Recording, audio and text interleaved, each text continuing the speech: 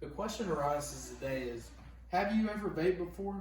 Do you know what is actually going into your lungs when you're doing this action? Probably not.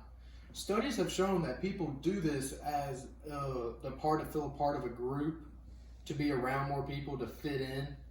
But in the long end, what are they actually doing to their lungs? Vaping was made to help with tobacco smokers to get rid of the tobacco and nicotine that they were taking in. So they made a vape which doesn't have that harmful tobacco which hurts your lungs. But the chemical itself, is it okay to inhale that? Probably not. Which raises the question is, do we need greater restrictions in vaping today? And I personally believe we do. Because what I have noticed about our community and across the nation is that kids that are 15 and 16 years old are still somehow getting these devices, which are supposed to be made for people that are 21 and over now since December. Just a preview of what I'm going to go over today is what actually is in the vape juice and vape cartridges themselves. How can minors still buy and obtain this nicotine, and how it negatively affects your body and health. So the first thing is, what is it? What actually is inside of it? What are you taking into your lungs every time you take a pull of this nicotine device?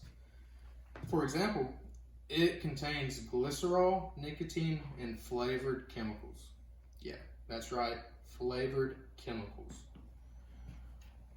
And also, you have a chance of getting small metal objects into your lungs, which can eventually irritate, hurt, and you could also have possible surgery to remove this just from coming from a vape.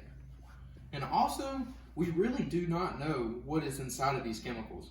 A lot of these chemicals are okay used for baking and cooking and other types of activities, but are they really okay to be inhaling into your lungs? Probably not. The realcost.gov states that every time you take a pull of a vape or nicotine device, you risk the chance of getting these harmful chemicals and small pieces of metal and tin and copper into your throat and lungs.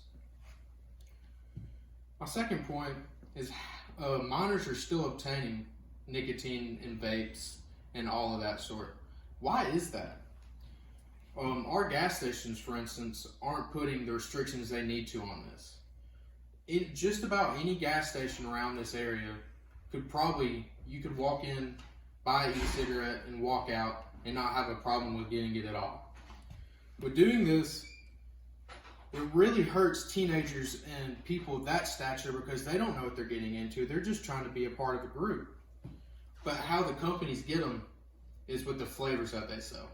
Blue raspberry, mango, peach, any fruity flavor of that kind, they sell it to entice the younger people.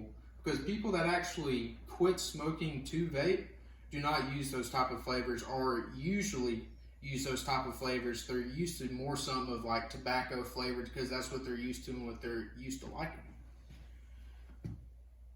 Well, also, I believe that we should enforce it more, that vaping and nicotine products should not be sold at gas stations themselves, but only in smoke shops and vape stores. Because gas stations, yes, they do a good job, but anybody can be behind that cash register and sell that. So you really just have to take that into account, and why we should put it more into vape stores section by themselves, smoke shops section by themselves, so it totally eliminates that little chance of an underage minor getting it. And the Vox.com states that on December 20th of this past year, 2019, is when Trump actually passed a law that prohibited tobacco sales and nicotine sales to anybody under the age of 21. My third point is how nicotine and vaping can affect your body and health. First off is every time you hit a vape or anything, you're taking those harmful, hurtful chemicals into your lungs, which you do not know what's happening there. Nobody really knows what's happening there. It's eventually hurting you for the future, making you more short of breath, unable to do things you would like to do just because of these harmful chemicals are taking away from your lungs. Also, another thing is it damages the lung cells itself. Within that damaging of the lung cells, lung cells cannot recreate if they're currently damaged and polluted. They won't recreate because it's how our body is made. The realcost.com states that nicotine actually in vaping affects your lung lipid homeostasis, which makes sure your lungs are breathing right and have the right capacity. Without that homeostasis, you have erratic breathing and you won't be able to handle yourself as you usually would.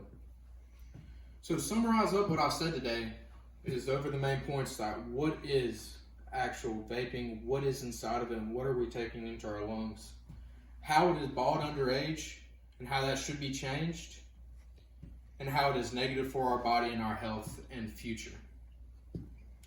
So yes, I do believe that there should be greater restrictions on nicotine because it is ultimately hurting our future for minors and everybody coming up through the rest of society.